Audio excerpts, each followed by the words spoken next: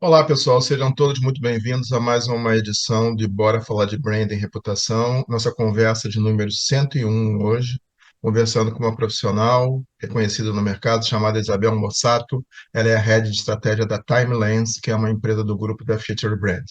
Apenas antes de falar mais sobre a Isabel, sobre a nossa convidada de hoje, queria só lembrar vocês que o Bora Falar de Branding e Reputação, em toda a sua existência, ele começou lá na época da pandemia, com 101 conversas gravadas. É um projeto de cunho acadêmico, patrocinado pela Caliber, que é uma consultoria internacional especializada na gestão da reputação corporativa. Nós temos o único propósito de levar conhecimento sobre todo o universo de gestão de marcas, de pessoas e empresas que fazem acontecer a gestão de marca aqui no Brasil.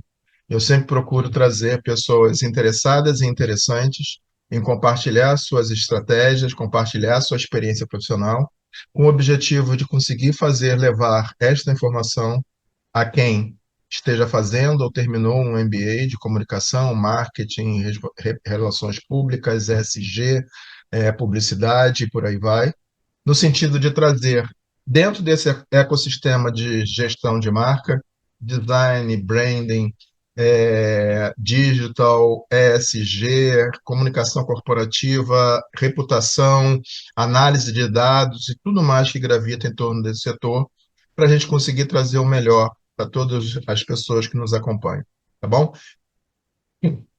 Desculpa. Então, se você curte o Bora ou curtiu esse programa em especial, clica aqui embaixo, dá o seu ok, o seu joinha, para que a gente consiga levar essa informação para um número maior de pessoas, tá bom? E agora sim, falando, então a gente vai daqui a um minuto trazer Isabel Mossato, a Head de Estratégia e Inteligência de Dados do grupo Timelens, da Timelens, que é do grupo da Future Brand. Ela responde por três transversais de conhecimento lá dentro, a Data for Brands, isso muito me interessa, né? Gestão de dados, data management, os business e os creators também, né? Toda a relação dela. E ela atende marcas, por exemplo, como C&A, essa gigante de moda, NV, Eletrobras, Carrefour, Camil, segmento de alimentos, né? E União. A gente vai ter então essa oportunidade de falar com ela, também vai contar um pouco da experiência que ela teve antes profissional na J&J, na Johnson Johnson e na própria Interbrand, culminando com a formação em administração de empresas pelo INSPER. Então, em um minuto, com vocês, Isabel Mossato, Head de Estratégia e Dados e Inteligência de Dados da Timelens, tá bom? Eu volto já já com você, só um minutinho. Um abraço. Olá, pessoal. Voltando agora ao vivo e a cores, conversando com Isabel Mossato, a Head de Inteligência de Dados e Estratégia da Timelens, que é uma empresa do grupo do ecossistema da Future Brand.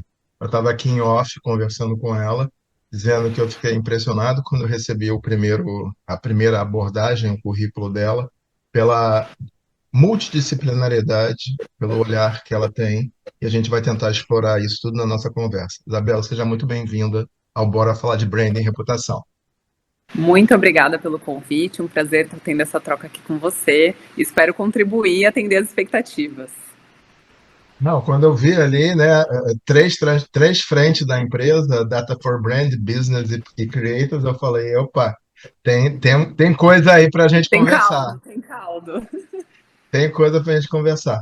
Isabel, a gente sempre começa pelo famoso pelo básico, né, que é procurar entender um pouquinho do histórico, tanto de desenvolvimento, de aprendizado da pessoa com quem a gente está conversando, como o Uhum. seu histórico profissional. Na abertura, eu falei aqui, né, você trabalhou, ao longo da sua carreira, você passou, trabalhou na J&J, Johnson Johnson, na Interbrand, e agora está à frente da Timeless, mas eu queria começar então por isso, né? Conta um pouquinho para gente quem é a Isabel, aonde a Isabel estudou, as passagens, quanto tempo de Timeless, só para a gente começar.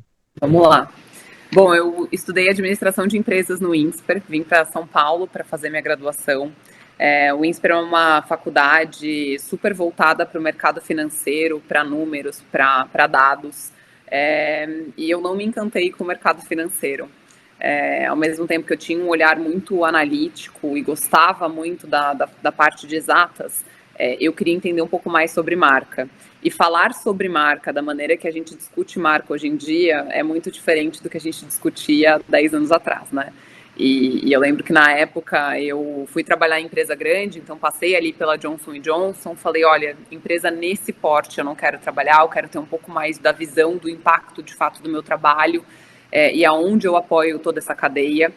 E acabei me encontrando num estágio de férias na Interbrand. Então, fui trabalhar ali com o desenvolvimento do ranking das marcas brasileiras mais valiosas. Então, uma metodologia que se apoia muito num cunho financeiro, mas também tem uma parte analítica de pesquisa e uma análise qualitativa das marcas também. E construir esse ranking pela primeira vez ali em 2017, 2018, e participei dessa construção até 2022. Na Interbrand eu tive contato com grandes marcas do Brasil, então marcas de consumo, marcas corporativas, participei de projetos de reposicionamento, identidade, arquitetura de marca, arquitetura de portfólio, muitos business cases também, onde a marca trazia uma necessidade e a gente endereçava por meio de pesquisas, consumia muita pesquisa de instituto, então cada marca que a gente trabalhava com algum instituto parceiro, então com isso eu pude conhecer as diferentes abordagens de pesquisa de cada um desses institutos também, sempre do ponto de vista de quem solicitava a pesquisa, validava o questionário e também consumia esses insumos e essas análises, e trabalhei muito lado a lado ao time global também, construindo novas metodologias internas de avaliação de força de marca, avaliação metodológica mesmo e analítica de marca via dados, então saindo um pouco desse cunho qualitativo. Participei da construção do Best Global Brands, que é o ranking global, né, que avalia ali as marcas mais valiosas do mundo. E em 2022 veio um convite do André Matias, que era então CEO ali, cofundador da Timeless, agora está no Itaú, e do Renato Dolce, que também é sócio aqui da Timeless, de compor esse time. A Timeless, ela nasceu ali em 2021 de uma joint venture entre o BTG e a Future. Então, eles se juntaram para fazer um estudo das marcas à prova de futuro no Brasil e entenderam que desse estudo existia uma possibilidade de ter uma metodologia proprietária e até mesmo uma empresa. Então, a Timeless ela é fundada ali no final de 2021. Eu entro na Timeless na metade de 2022, com o desafio de consolidar a Timeless como empresa. Então, a Timeless ela hoje conta com essas 3 frentes que você já colocou, né? Data for Brands, Business e Creators. No começo, a gente era muito voltado para dados, especialmente dados de digital. Então, quando a gente olha para o digital, existe uma infinidade de dados a serem explorados do ponto de vista de dados espontâneos, né? O digital ele tem essa força, ainda mais no Brasil, que é um país que é cronicamente online, né? Quase 100% da população aí conectada dentro do digital e dentro das redes. Então, eu acho que... Será que eu caí? Não, estou te escutando Não? perfeitamente. Ah, tá bom, perfeito. E a gente passou a analisar esses dados de digital, fomentar estudos de debate público. Então, ao longo aí desses 3 anos que eu estou na Timeless, eu liderei grandes frentes de estudos em parceria com o Instituto Avon, que foi um primeiro estudo brasileiro que analisou dados de fóruns chance, então fóruns de discussão anônima na Deep, na Dark Web, sobre violência contra a mulher. A gente liderou mais recentemente um estudo a pedido do Fórum de Segurança Pública sobre o consumo de conteúdo digital por jovens e adolescentes. Então, antes mesmo de ter todo esse debate sobre adultização, a gente realizou esse estudo mostrando o quanto que esses jovens estão expostos a conteúdos digitais. E também parcerias recentes agora com o Infomoney, liderando uma lista com os principais influenciadores do âmbito financeiro. Então, a Timeless ela nasce com esse foco muito voltado para dados de digital, para análise do digital como uma potência do entendimento de interesses, de percepção do público brasileiro e com um olhar muito para o Brasil, né? O Brasil é o quarto país no mundo que estuda sobre Brasil e brasileiro e a gente quer sempre trazer o olhar daqui e não ficar importando essas tendências globais e entendendo o impacto ou possível impacto disso no Brasil. E mais recente, a gente trouxe uma área de creators. Isso foi muito pautado em demandas que vinham dos próprios clientes, de entender, putz, essa contratação faz sentido ou não, né, eu tenho uma alocação aqui de recurso para disponibilizar, preciso entender se o público desse influenciador tem alguma relação com o meu ou não. E com isso a gente entendeu que existe espaço para trazer dados para o debate também da Creator Economy, então apoiar essas decisões de campanhas, de ativação da marca, da escolha do influenciador via dados. Então a gente tem feito isso ao longo desse último ano. Dentro da Creator Economy a gente tem tanto os nossos agenciados, e aí entra na composição societária também o Rodrigo Hilbert e a Fernanda Lima, como creators e talentos aqui do nosso time. Além dos agenciados, a gente também apoia aqui as marcas e as agências na definição de squads de influenciadores para ativação de campanhas, fazendo tudo aquilo que a gente já fazia para as marcas, também para os creators e os influenciadores.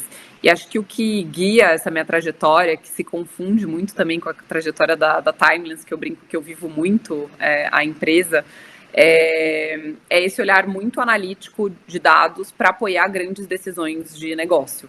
Então, ao longo da minha carreira, eu já trabalhei, eu brinco que quase que não tem mais setor que eu não tenha atuado, já trabalhei em projeto de tarugo de alumínio até marca de consumo, então eu já vi um pouco de tudo, e acaba que você vai aprendendo um pouco com cada empresa que você passa, né, cada trabalho que você se dedica, e vai levando esses aprendizados também para os demais projetos.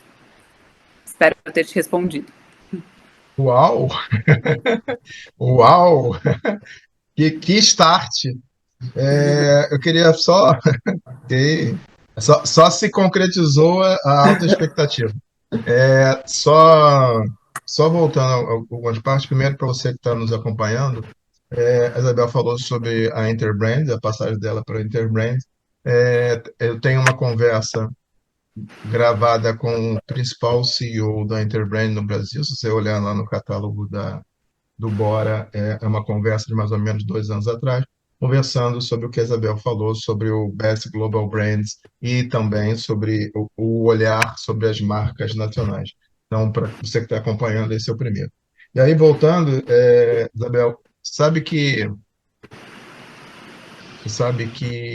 eu gosto muito de escutar o que você falou, no sentido de você é uma pessoa que tem uma cabeça analítica, mas usou a sua cabeça analítica em prol do marketing, vamos assim dizer, né? Das demandas do marketing.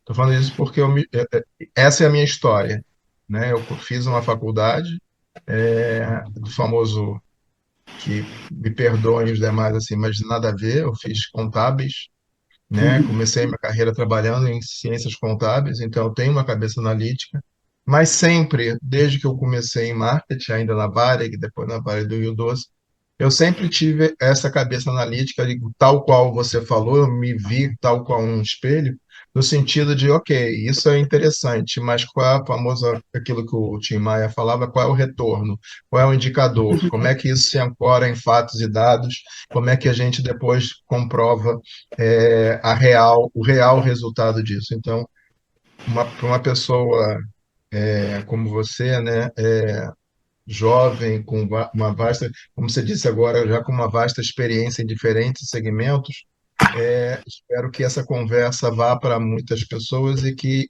espelhem e que incentivem pessoas também a seguirem esse caminho. Eu acho que o marketing no Brasil, a gente não precisa falar sobre isso, a gente aparece sempre em Cannes como sendo um dos países mais criativos do mundo, mas eu acho que a gente ainda precisa aportar ciência de dados para fazer isso cada vez melhor, um tiro mais certo e mais direcionado. Então, de novo, que belo start.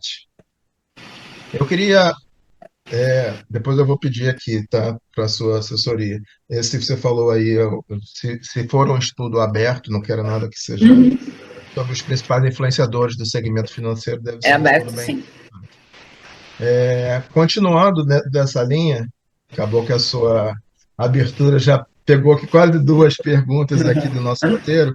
Eu queria continuar um pouquinho nesse conceito do o branding atual e os creators, né? Eu vejo muitas marcas muito apressadas, vou usar essa expressão, né? Não, eu preciso ter um creator para chamar de meu. Eu preciso, Uhum. de alguma maneira, fazer o mesmo que o amiguinho está fazendo, né? Então, a pergunta formal é: de que forma a experiência que vocês estão tendo na Timeless com ciência de dados, né, ajudam dentro desse caminho de escolha das marcas corporativas, junto com o histórico dos creators, das marcas pessoais, né? Então, você deu aí um exemplo, Fernanda Lima e Rodrigo Wilber. É, Talvez essa seja uma associação, falando de forma rasa, mais fácil, porque a sociedade brasileira já tem uma visão bem sedimentada do casal e da carreira dos dois. Mas eu Uhum. vejo, às vezes, vamos pegar um jogador de futebol, um cantor de rap, vamos pegar isso ou aquilo, e às vezes sem nenhum critério. Eu queria só te explorar um pouquinho mais da sua experiência sobre isso. Com certeza, vamos lá. Quando a gente fala dessa, vou chamar de escolha, tá? Dessa escolha da marca em um influenciador, isso precisa estar alinhado, obviamente, ao objetivo da campanha, ao perfil do público que você quer atingir com a campanha, então, a demografia desse público de fato. Existem os dados mais óbvios, né, que é o quanto que esse influenciador tem de número de seguidores, de taxa de engajamento, de Sim, crescimento orgânico, e da própria análise do público desse influenciador, que também é feito. E acaba que esses creators, né, esses talentos, eles possuem marcas pessoais também. Elas precisam estar alinhadas e ter consistência e coerência com aquilo que a marca quer passar. Então, existe todo um trabalho analítico aqui do entendimento desse influencer do ponto de vista de qual perfil de público que ele segue, quais territórios esse público valoriza, quais são os interesses que o público desse influenciador tem, porque ao contratar um influenciador, você não está contratando apenas a imagem dele, você também está contratando a comunidade com a qual esse influenciador se relaciona, né? Então, a gente passa, né, por um olhar analítico aqui, tanto do influenciador do ponto de vista de conteúdo, associações, se existe algo positivo ou negativo associado à imagem dele, o que se fala sobre essa personalidade, o que se busca sobre essa personalidade, caso seja de fato uma persona de maior influência e referência, para entender se não existiria nenhum tipo de associação negativa até para a marca que vetasse a possibilidade da campanha. E para além disso, que atributos que esse influenciador ou creator carrega com ele, porque vão ser atributos emprestados para a marca e precisam, de novo, estar muito alinhados e coerentes e consistentes com aquilo que a marca quer passar também na campanha. Então a gente olha muito além desses indicadores de performance que o mercado mapeia. A gente também sim. analisa aqui a base de seguidores deles e, para além disso, tudo aquilo que está associado à imagem do influenciador.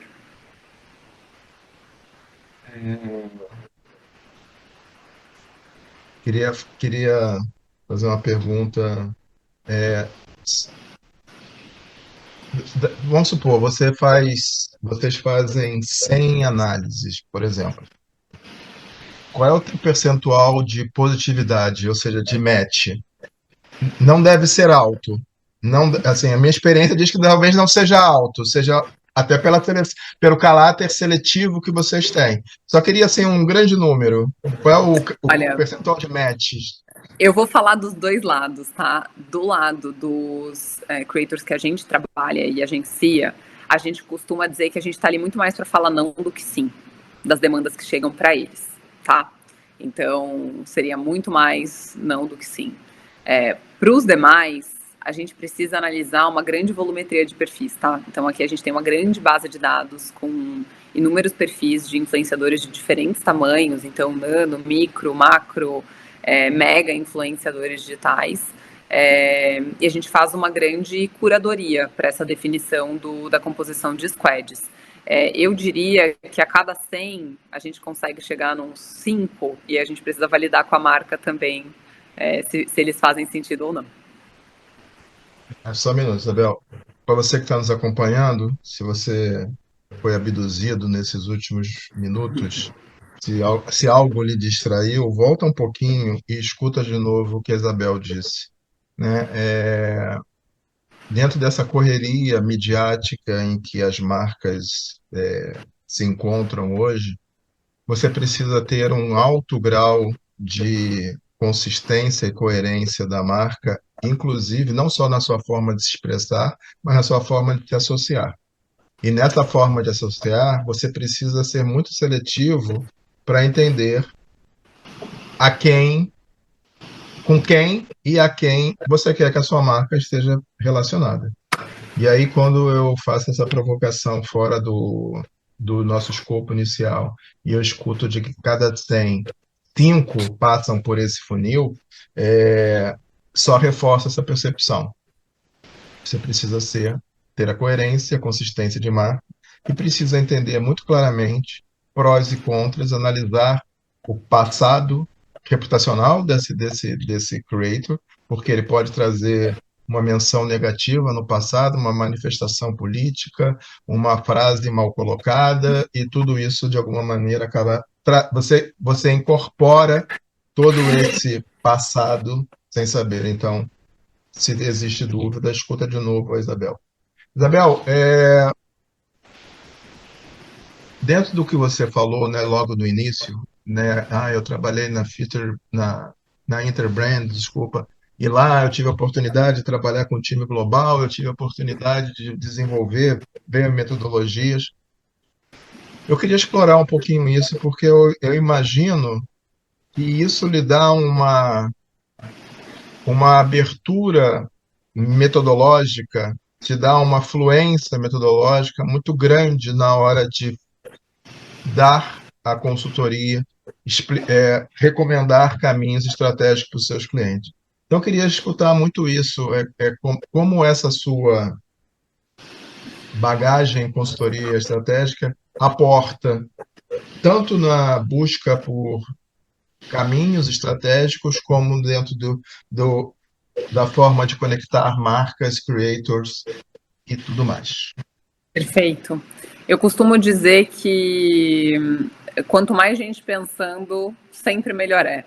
Então, nessa época que eu participava desses grandes debates envolvendo o time global de Brand Economics da Interbrand, voltado aqui para as metodologias proprietárias da própria rede, a gente discutia muito a fundo a composição de métricas, a composição do KPI, o que cada um dos dados ali de fato significava, o que a gente conseguiria chegar de informação com cada um dos caminhos, se isso cobria de fato toda a análise da marca. Então, quando eu faço um depara, né, de como eu fui consolidando essa expertise ao longo do tempo, eu vejo que hoje eu encaro o creator ou o influenciador também como uma marca, né? Eles não deixam de ser marcas e que, portanto, eu consigo avaliar, né, tanto os dados mais de performance quanto os dados mais inerentes à percepção e interesse, também com a expertise de quem analisa uma marca, né? Eles não deixam de ser marcas pessoais. Então, esses debates, eles ainda existem hoje na minha gestão da Timelands. A gente debate muito metodologia internamente, tanto para as marcas quanto para os influenciadores. E acho que sempre, quanto mais gente pensando, melhor. Anteriormente, na Interbrand, com o apoio do time global e uma rede ali conectada de especialistas, era muito rico, porque se debatiam, de fato, N metodologias e formatos de pesquisa, e hoje é muito rico também poder liderar essa frente e debater com um time tão diverso e múltiplo quanto a gente tem. Você comentou sobre a sua formação, e o nosso time tem gente de diferentes formações mesmo, porque o que a gente precisa é entender Entender É sobre ótimo. Brasil, sobre brasileiro e tendo essa pluralidade de pensamentos sempre melhor.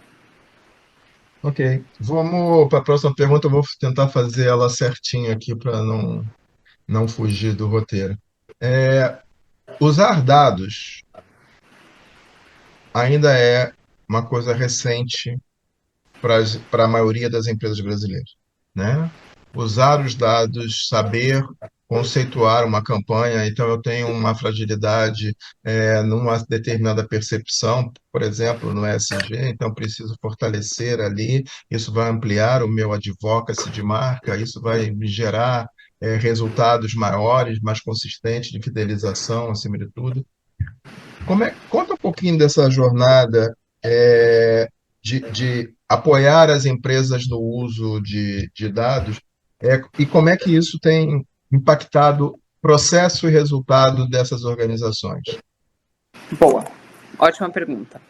Acho que quando a gente fala de branding, o departamento de branding ele é muito cobrado por resultado e é um departamento que tem poucos insumos em mãos para poder, de fato, é, constatar o real impacto das ações que foram desenvolvidas e feitas ao longo do tempo. Então, quando a gente traz dados que apoiam essa gestão interna das áreas, a gente acaba sendo muito parceiro dos próprios clientes, né? Porque a gente demonstra o real impacto que tiveram as ações daquele departamento em si. Para além de tudo que eu comentei com você, eu sou especialista em brand valuation, que é uma metodologia que também traz muito esse olhar de dados para a marca e para a gestão da marca. Então, quando você consegue demonstrar para a empresa e para outras áreas da empresa de que a marca é um ativo que tem valor, que necessita de investimento, que precisa ser gerido como tal, é muito rico. E trazer dados para essa área especificamente, né, de branding, faz com que ela consiga também dialogar com as demais áreas que se utilizam ali de determinadas métricas e KPIs. Então, isso é muito rico, quando a gente consegue expandir o diálogo de marca para as outras áreas dentro da empresa. E acho que esse é um dos grandes benefícios da gente trazer dados.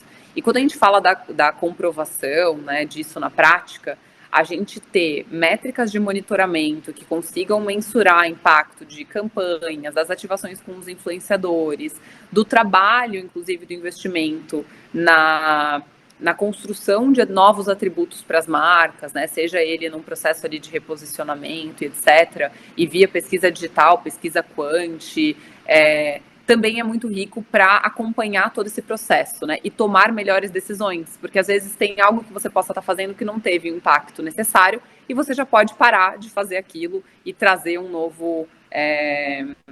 nova definição ali, decisão. Então acho que os dados eles vão apoiar tanto no andamento quanto nessas definições do que seguir ou o que parar de fazer. Eu fiquei só com uma dúvida. Você falou que você conhece, sabe a metodologia de brand evaluation.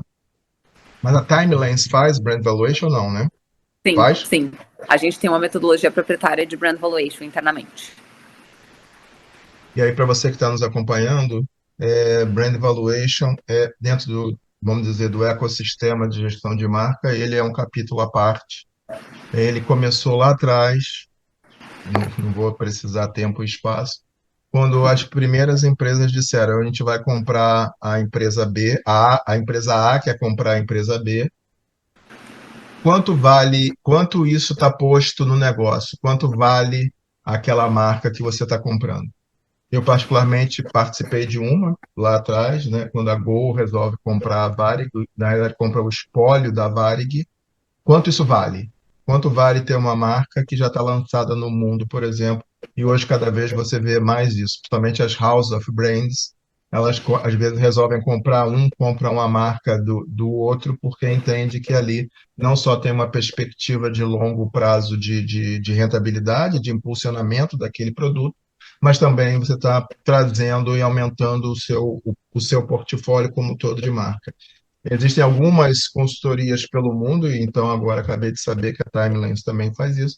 Existem algumas grandes consultorias no mundo com metodologias consagradas internacionalmente, para fazer esse trabalho. É um trabalho sério, é um trabalho que você precisa apresentar até para conselho, né? O conselho quer tomar uma decisão de investir numa determinada empresa, o que que tem em jogo? Quanto de ativo físico, o quanto de maquinário, de inovação e também de marca.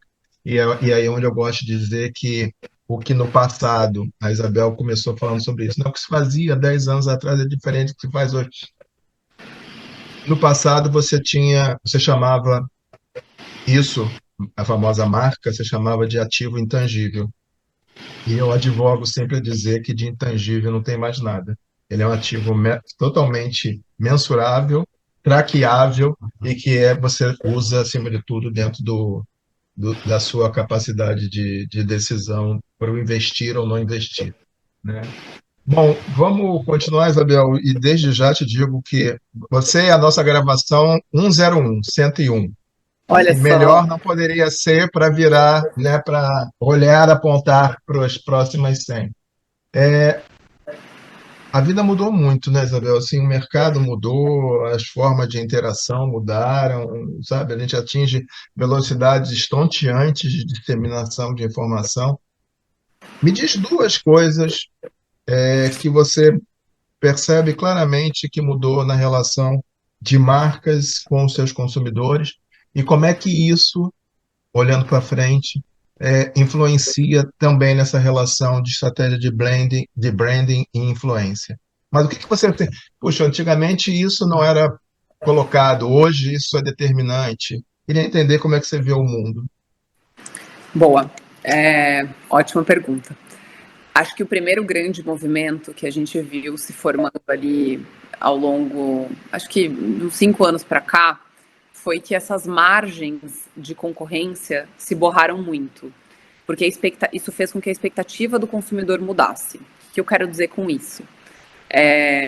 A gente tem hoje o iFood que entrega comida aqui na nossa casa em questão de minutos. A gente tem o Mercado Livre, a Amazon, né, no caso, que fala que vai te entregar amanhã e te entrega hoje para te surpreender. Ele já sabe que ele vai te entregar amanhã, mas que ele vai te entregar hoje, né, no caso. Mas ele acaba te entregando para te surpreender. Então, acho que essa expectativa em relação a serviço, a produto, a atendimento, ela se borrou, porque para o consumidor é uma expectativa só. Então, não importa se a empresa é uma empresa corporativa, B2B, não importa se a empresa é uma empresa de serviço, é uma empresa de delivery, a expectativa do consumidor ela é uma só. E ele olha para as marcas de maneira transversal. Então, acho que isso fez com que as marcas passassem a buscar referências cada vez mais dentro dessas linhas borradas também. Então as marcas, vou dar um exemplo, a marca de cerveja ela não vai se comparar apenas com a marca de cerveja, ela vai entender o que outras marcas relevantes do mercado estão fazendo, né? E a gente tem visto esse movimento cada vez mais, né, dentro dos projetos e sugerido, inclusive, dentro dos projetos, um olhar muito transversal para além do mercado de atuação, né? Vamos olhar para além do que as marcas do mercado estão fazendo, vamos olhar para benches de categorias distintas, porque às vezes tem algo que uma marca de água está fazendo em outro lugar que pode ser uma bela referência para você aplicar aqui dentro de uma marca de roupa, por exemplo. Então acho que tem isso. E o que para mim influenciou muito esse movimento de ter modificado um pouco das expectativas do consumidor e ter deixado as margens das categorias cada vez mais borrada é o fato da gente estar no 100% conectado no digital. E eu acho que um outro fator que mudou, e aí principalmente impulsionado com a pandemia, foi que a gente passa muito mais tempo no digital e com isso a nossa atenção ela é muito dividida. Então, para conseguir conectar a atenção do seu consumidor, do seu cliente, seja via vídeo ou via campanha, é cada vez mais difícil, né? Você precisa estar muito conectado ali, consolidar de fato uma comunidade, porque ele se divide dentro do tempo de tela, né? E acaba que esse tempo de tela vai ter um pouco de tudo. Vai ter um pouco de marca, vai ter um pouco de ads, vai ter um pouco dos influenciadores que ele segue.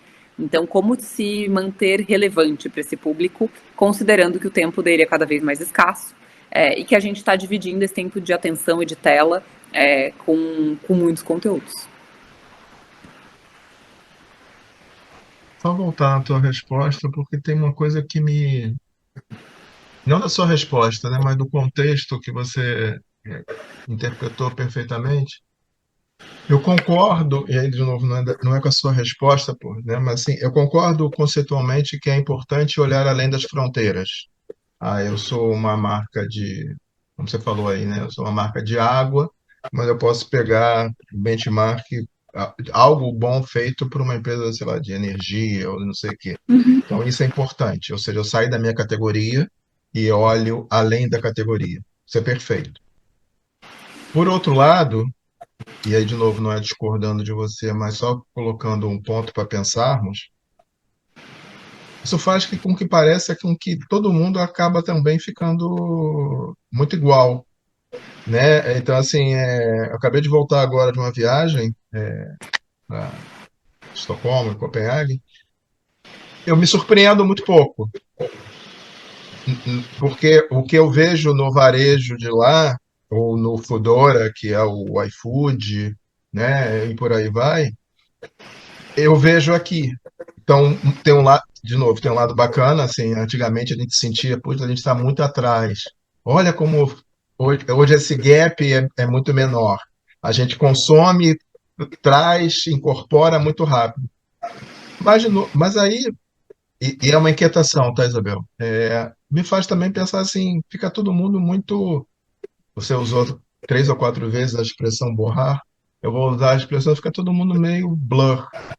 Então, assim, eu vejo o iFood, eu vejo o Foodora, a única diferença que eu vejo é que lá, por uma razão legal, tem menos bike e tem mais carro, o cara vem entregar a pizza num carro com escrito Foodora. Fora isso, o app, não sei o quê, é muito parecido. Então, me inquieta, de novo, não é da sua resposta, mas sim para onde assim caminha a humanidade, como fala a música do Lulu Santos, é, me parece um pouco que vai chegar no momento em que todo mundo é muito igual.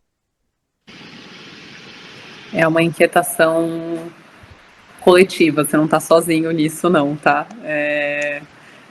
Eu pessoalmente viajo muito e gosto muito de ir para países diferentes. Então, essa semana mesmo eu estou indo a caminho da Ásia, vou para Coreia do Sul, Hong Kong, Singapura.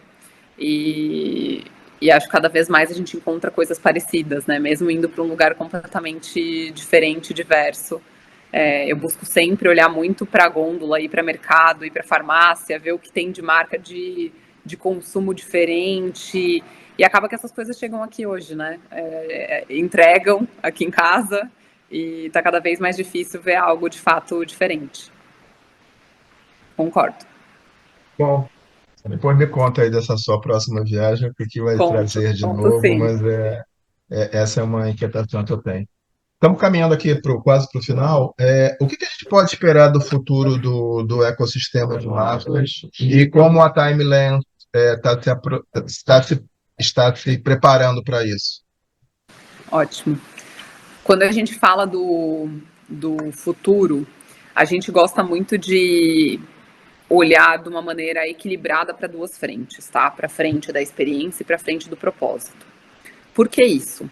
Porque não adianta nada a marca ter um posicionamento legal se ela não aplica isso na prática. Então, quando a gente fala do equilíbrio entre propósito e experiência, a gente fala sobre a consistência entre o que você fala e o que você faz.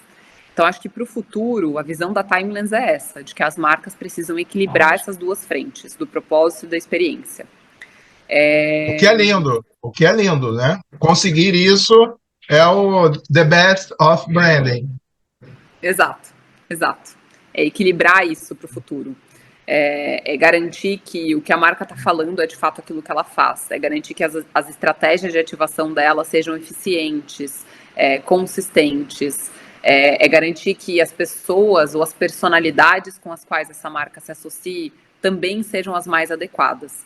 E eu acho que cabe um trabalho aqui de dados, muito parrudo sempre, para fazer com que essas decisões internas sejam mais simples. Então, acho que a Timeless apoia com dados aqui, sejam as marcas, sejam os negócios, sejam os influenciadores, para garantir que essa decisão, que é tão difícil, né, que está na mão ali dos executivos, dizerem se sim ou se não, se tornem mais simples por terem dados que estejam apoiando caminhos. A gente recomenda, né? Eu costumo dizer isso para os clientes, eu recomendo um caminho.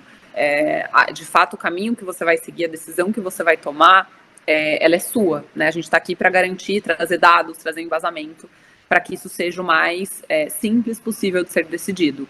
Mas a decisão na prática está na mão das marcas. Para a gente fechar, como vou usar a expressão experiente, né? Jovem, porém mega experiente, assim, eu queria fechar assim, você fazendo duas recomendações. Nossa audiência, nosso público, como a gente quiser chamar, são pessoas que estão fazendo MBA, né? Eu sou professor da FGV, da Dom Cabral, são pessoas que estão fazendo MBA. Essas pessoas geralmente saíram da faculdade com 25 anos, aí a maioria, a gente sempre recomenda isso. Precisa ter um tempo de estrada para ir para um MBA, para poder ter troca. Então, estou falando de um público que tem algo como 30 a 35 anos na sua essência. E aí está vendo uma apresentação, tá vendo uma conversa, uma apresentação, né, com a Isabel, e diz assim, poxa, eu quero ser a Isabel. Nossa, eu vou esquecer aqui o nome dela, eu vou acabar não falando, só porque, se eu só baixar aqui quando eu tinha a sua idade, ou quando eu tinha menos da sua idade, eu via um programa que passava sobre marketing, eu vou esquecer o nome dela agora, meu Deus. Ela foi a presidente da Young Rubicon, no Brasil, esqueci o nome dela. E Depois você me fala. eu vi ela falando e me apaixonava pela essência, pelo vocabulário, pelo diálogo, pelo pensamento estratégico, e o mesmo vai acontecer agora com pessoas que estão acompanhando a nossa conversa. Me diz duas recomendações que você dá para uma pessoa mais ou menos dessa idade, 30, 35 anos, que ou está querendo fazer uma evolução profissional, ou está querendo fazer uma migração profissional. De repente, sair até de uma área de finanças para ir para uma área de marketing, né? O que que você recomenda? Acho que, primeiro de tudo, pelo que eu vejo dentro do retrato e extrato do meu próprio time, não tem formação certa para trabalhar com isso, né? Acho que o que vale é ter um olhar muito analítico, que é o que a gente já discutiu tanto hoje, e quanto mais cabeças pensantes a gente tiver na área de marketing, com uma formação diversa, que vai trazer também uma bagagem diferente aqui, seja do ponto de vista mais estatístico ou do ponto de vista mais exato, melhor será. Então, a minha recomendação começa. Não tem nada que não seja passível de ser aprendido, assim. E um olhar diferente dentro do marketing, ele é sempre muito rico. Mas eu confesso que eu acho que você ainda tem algumas outras bagagens que a gente poderia explorar. É inteligência de dados, se eu tiver errado, me corrija, eu acho que isso cada vez mais precisa ser uma recomendação. E uma coisa que me trouxe até aqui, que é a curiosidade. Eu acho que o Ah, profissional de perfeito. marketing, desculpa, Tem você que ser falou alguma coisa? curioso. Né? Curioso no sentido de, vai ver uma peça, ver esse filme, ler aquele livro, sabe? Eu me lembro que, aliás, isso eu faço até hoje, é que eles mudaram e eu não, que é em aeroporto, olhar aquela imensa livraria com várias revistas diferentes. Estou falando que mudaram porque hoje tem menos. Elas agora tematizaram, elas estão muito mais no livro que na revista. E aí, às vezes, eu lia uma revista sobre casa e jardim, a outra sobre turismo. Porque, às vezes, uma ideia, voltando no que você falou, às vezes, uma ideia que está na casa e Cabe jardim para lá. cabe para o Exato. segmento financeiro. Você falou muito bem. Acho que a curiosidade, esse olhar atento ao mundo, né, aos comportamentos, é o principal. Porque isso não desliga, né? As nossas referências não desligam. A gente pode estar indo viajar, pode estar no aeroporto, pode estar em casa, pode estar numa troca a caminho do trabalho com com alguém que cruzou ali o seu caminho, essas referências, elas são muito ricas. Então, acho que é um olhar tanto para as pessoas, né, para o comportamento das pessoas, quanto também um olhar curioso para o mundo. A gente costuma dizer no time, dentre os pesquisadores, que a gente é fofoqueiro e curioso, porque a gente gosta de fato de explorar, de falar, e tem esse olhar atento. E do ponto de vista de inteligência de dados, eu acho que aqui é uma expertise mais técnica mesmo, que precisa ser desenvolvida e embasada. Então, a recomendação estudem mais sobre o Brasil. Existem poucas fontes de dados, de fato, disponíveis sobre o Brasil, mas tem muitas fontes de dados importantes, com os quais a gente pode entender mais sobre o brasileiro. Então, existem os estudos que são mais conhecidos, né, o próprio o Censo, IBGE, e tem outras bases públicas, como a CETIP, que mostra o comportamento online dos brasileiros, dentre tantas outras bases de estudo, porque essa inteligência de dados ela vai ser composta por um olhar múltiplo dessas diferentes frentes, né? Não apenas um olhar de uma frente específica, mas também um olhar diverso em relação aos dados que são coletados sobre o Brasil. Então, na frente de inteligência de dados, requer, de fato, um desenvolvimento bastante técnico em relação às pesquisas e os estudos disponíveis. Você sabe que a ABERJ, né, Associação Brasileira de Comunicação, ela lançou um estudo, acho que há uns 2 ou 3 meses atrás, no último evento grande que eles fizeram pesquisa entre comunicadores e profissionais de marketing, e 77% dos respondentes disseram que precisam. Qual é o seu principal desafio? É o desenvolver habilidade com indicadores e números, né? Então, não é. Então, por isso que eu puxei só isso, né? Eu acho que é uma coisa a se desenvolver como um todo. Sim, total. Isabel, sem tomar mais seu tempo, agradecendo, eu queria que você fizesse aí a sua despedida. Já fica aqui o convite para a gente voltar a conversar outro dia, porque foi inspirador e encantador. Queria que você Muito, fizesse aí a sua despedida. muito obrigada, primeiro, pelo convite, pela sua disponibilidade da gente trocar e de conhecer mais sobre a minha história, a história da Timelens, minha trajetória profissional. Eu me coloco à disposição tanto de você para novos convites, quanto também dos ouvintes aqui que tiverem acompanhado esse papo para aprofundamentos, para dividir estudos, dividir fontes de informação. A gente está, né, estou sempre à disposição para essas trocas e acho muito rico trocar com quem também está se aprofundando, aprendendo mais, estudando. Então, fica aqui meu muito obrigada. Ó, não sai daí não, tá? Fica um instantinho que a gente vai falar, tá? Tá bom. Pessoal, estamos terminando mais uma conversa do Bora Falar de Branding e Reputação. A gente teve a oportunidade de hoje conversar com essa super talentosa profissional, Isabel Mossato, a head de estratégia da Timeless, uma empresa do grupo agora perdi aqui, da Future Future Brand. Brand. Quase não sai, perdi agora. A gente teve a oportunidade de falar sobre as diferentes frentes que ela está à frente, olha o pleonasmo, né? Entre elas, a gente explorou a capacidade da empresa se unir, juntar força com possíveis potenciais creators, a utilização inteligente dos dados a favor da estratégia, por exemplo, e, acima de tudo, dentro desse ambiente competitivo em que todas as marcas se encontram, como desenvolver uma melhor estratégia. Assim a gente termina a nossa conversa número 101, né, demonstrando, assim como a Isabel disse, também a nossa consistência, a nossa coerência, com o único propósito, um projeto acadêmico, de levar o conhecimento sobre o universo, o ecossistema de marcas, para vocês que querem, de alguma maneira, se aprofundar nisso. Tá bom? Se você curtiu o Bora nesta conversa ou em qualquer uma das conversas, clica aqui embaixo. Nós somos um projeto acadêmico, não tem nenhum tipo de impulsionamento, além da livre e manifesta vontade das pessoas de compartilharem conteúdo. Com isso, a gente termina. Eu desejo a vocês mando um grande abraço. Até a próxima. Até a